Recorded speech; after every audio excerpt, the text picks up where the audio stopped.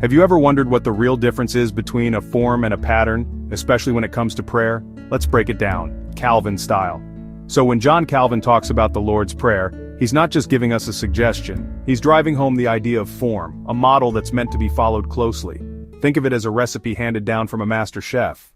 You don't just riff on it, you stick to the ingredients, and you follow the steps, because that's how you honor the intent and get the result you're supposed to.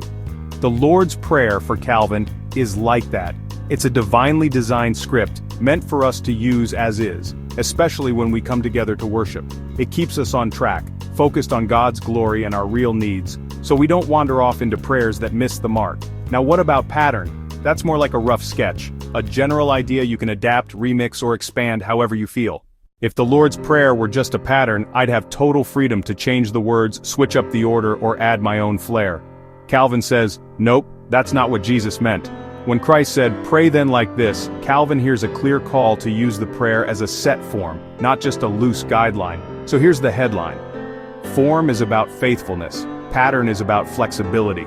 For Calvin, sticking to the form of the Lord's Prayer keeps our hearts anchored to God's priorities and protects the unity of our faith community. And yeah, if I'm praying alone, Calvin does allow a little wiggle room, as long as I don't lose sight of the intent.